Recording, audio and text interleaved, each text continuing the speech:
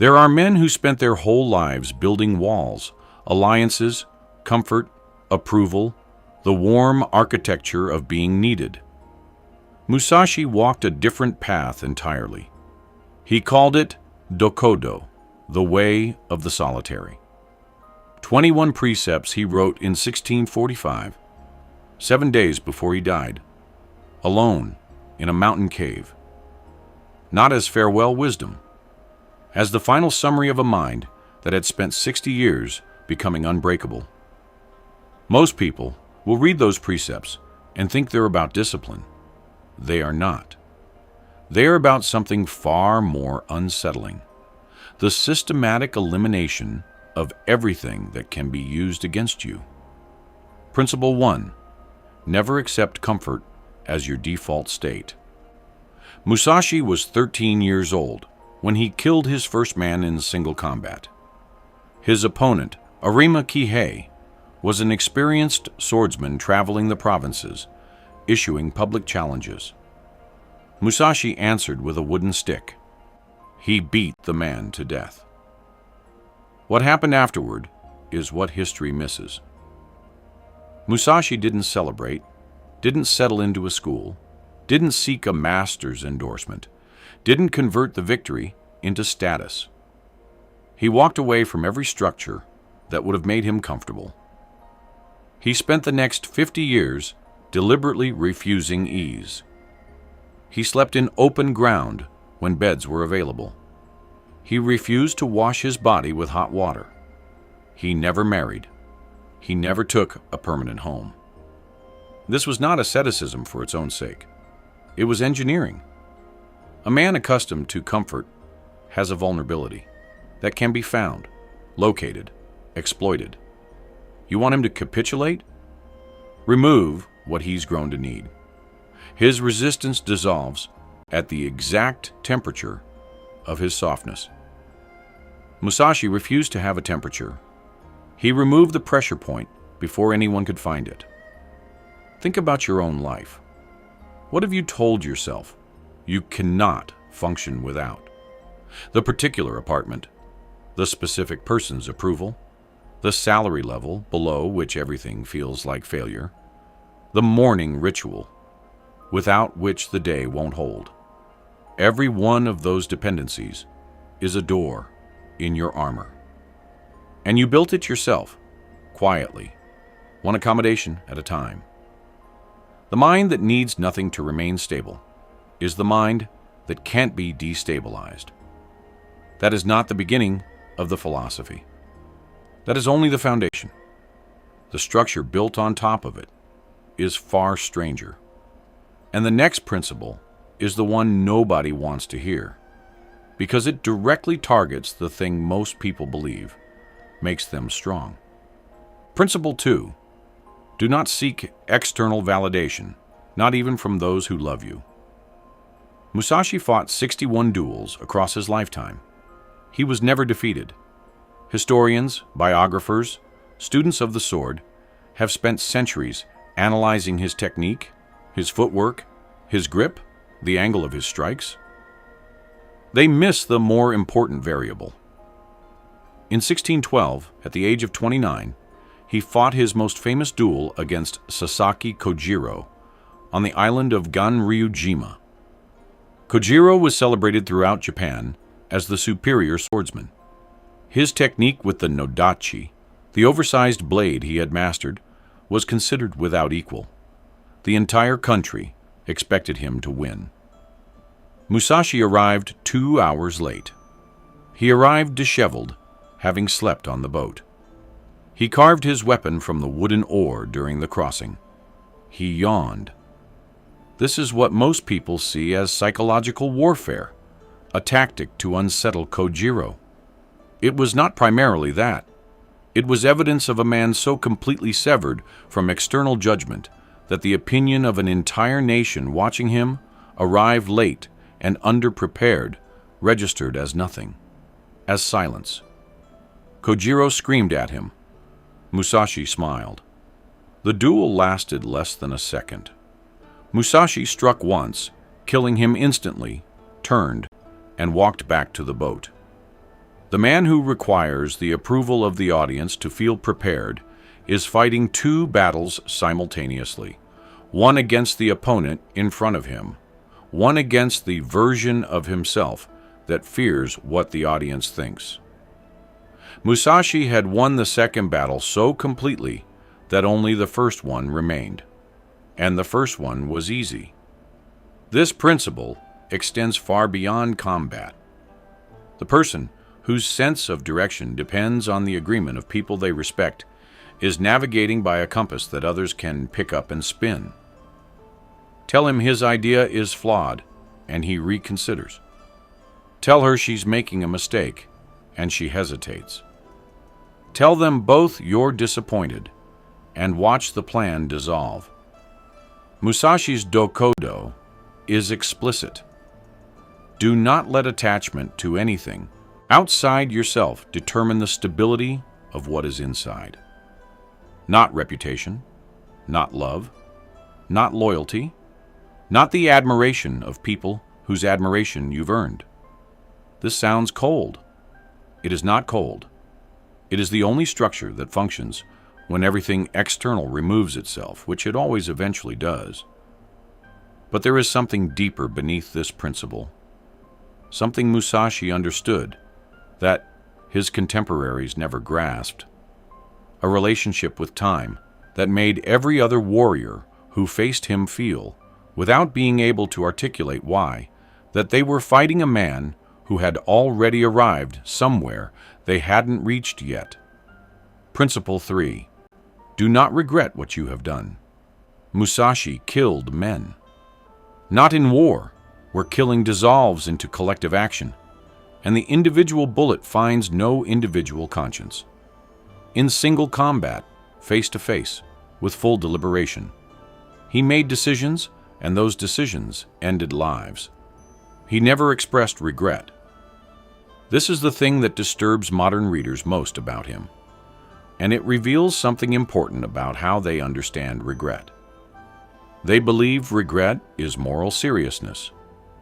They believe the man who feels bad about his hard choices is the man who takes those choices seriously. Musashi understood the opposite. Regret is not the processing of past actions. It is the reopening of closed decisions at the exact moment when the present requires full attention. It is a way of living backwards, of keeping your mind fractured across time, one piece in the past dissecting what cannot be changed, one piece in the future dreading its consequences, and the remainder is what you actually have available to meet the present moment with. A fractured mind cannot act cleanly, and a man who cannot act cleanly in the moment that demands it does not survive. The Book of Five Rings, which Musashi wrote in the same mountain cave where he spent his final years, does not contain a single passage about guilt, regret, or the emotional processing of past encounters. This is not an oversight. It is a structural choice made by a man who had thought more carefully about the architecture of the mind than any psychologist who would come after him. You cannot change what you have done. You can only change what you do next. Every unit of cognitive energy spent on the former is stolen from the latter. Musashi spent 60 years refusing to be robbed. This does not mean indifference to consequences. It means that once the decision has been made and the action has been taken, the examination closes. You learn the lesson, you update the pattern, and you return to the present intact. Most people will tell you that holding on to regret means you care. Musashi would tell you it means you haven't yet understood the difference between caring and suffering. Caring improves future decisions. Suffering over past ones merely keeps you unavailable for the ones arriving now. There is a fourth principle, and it is the one that explains something about Musashi that even his most devoted students could never fully articulate. how he appeared in every encounter, not merely prepared, but unmoved by the encounter itself, as though the outcome had already resolved itself somewhere he had already been. Principle 4. Think lightly of yourself and deeply of the world. Every great warrior tradition before Musashi was organized around the cultivation of will, the assertion of self against obstacle, the expansion of personal force against resistant reality. Train harder, want more intensely, impose yourself. Musashi inverted this entirely. His instruction was not to inflate the self, but to reduce it, to make the self light enough that it stops obstructing perception. A mind preoccupied with its own survival, its own reputation, its own hunger for the outcome, is a mind generating noise at the exact moment when silence is required. He watched opponents lose before combat began, not through weakness, but through the noise of their own wanting. They needed to win so specifically that the need itself distorted their reading of what was actually in front of them. They saw the opponent they expected rather than the opponent who had arrived. Musashi had no expectation. He arrived with perception so unencumbered by preference that reality could enter it without being filtered. This is not mysticism. It is observational mechanics. The person most capable of reading a situation accurately is the person with the least at stake in finding a particular answer.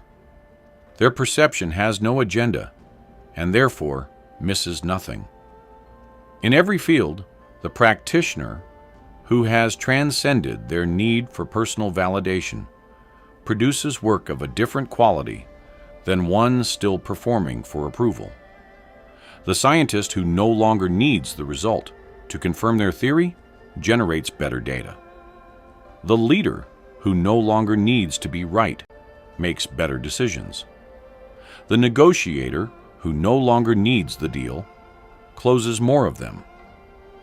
Musashi didn't defeat 61 opponents with superior technique alone.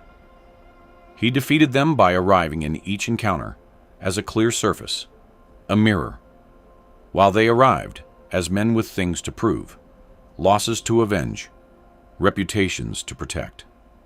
They were heavy with themselves. He was light. But this principle of lightness has a darker implication that most readers of Musashi prefer not to examine. If you make yourself light enough, if you genuinely detach from outcome and self and approval, you become capable of something that is both the source of great power and the thing that most people, when they understand it fully, find genuinely frightening. Principle 5. Do not fear death. Musashi's Dokkodo states it without elaboration, without consolation, without the philosophical scaffolding that most traditions build around it. Accept your death fully and completely in each moment you inhabit, not as a distant fact, not as a philosophical position, as present, continuous reality. The samurai concept of this was called memento mori in the Western tradition, and something closer to shini monogurui in the Japanese, which translates roughly as the freedom of one who has already died. The warrior who enters combat having fully accepted that he will not leave it moves differently than the one still hoping to survive. The one hoping to survive protects himself. The one who has already accepted death attacks. This is not courage in the ordinary sense. Courage is the management of fear. This is the elimination of the underlying condition that makes fear possible.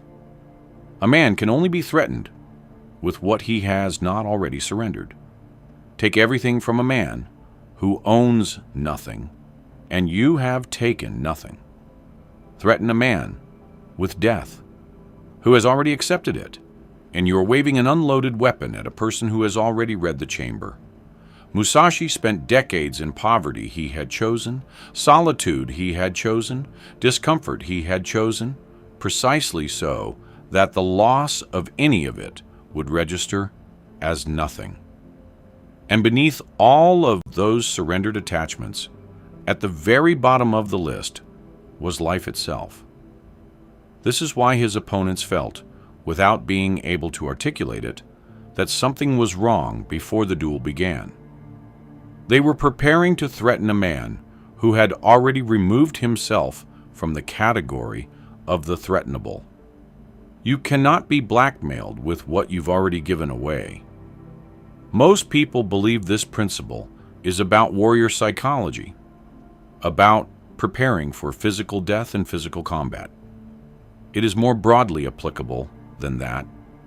In every negotiation, every relationship, every career decision, every creative act, the version of you that is still trying to survive, still protecting some core self from dissolution, makes smaller, more defensive choices than the version that has already fully accepted the worst possible outcome and found it survivable.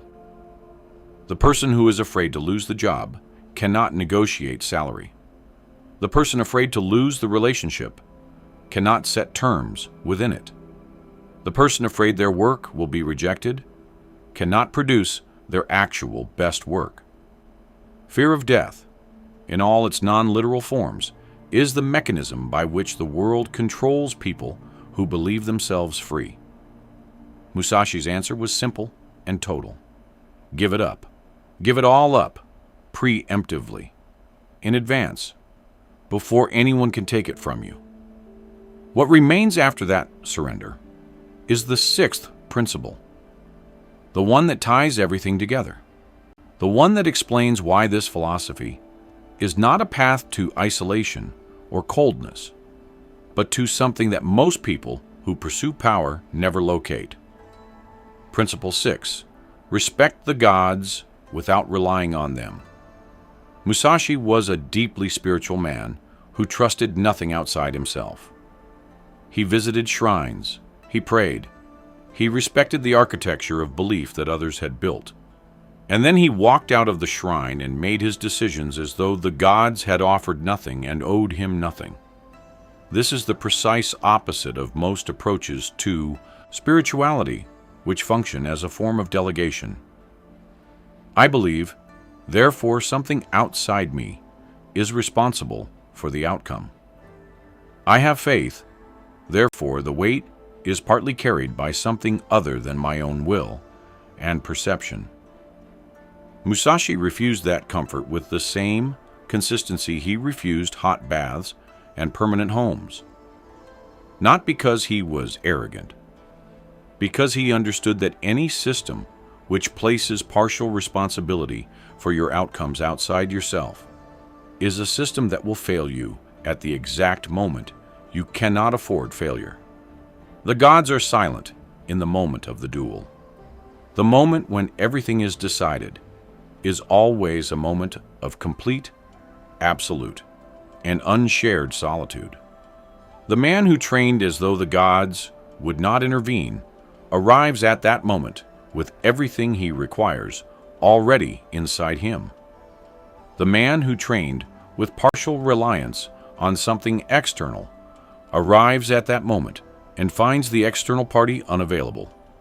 Every structure of external reliance, whether divine, institutional, or relational, functions beautifully until the moment it doesn't. And the moment it doesn't is the moment that defines you. Musashi built a mind that functioned identically, whether help arrived or not. That mind cannot be disappointed. It cannot be abandoned. It cannot be failed by anything outside its own architecture. But there is one final principle, the one that makes all six before it not just livable, but necessary. The one that reframes every form of solitude Musashi chose as something other than isolation. Principle 7. Never let the way become your prison. This is the one most students of Musashi miss entirely. The Dokkodo, the way of the solitary, is not a philosophy of withdrawal.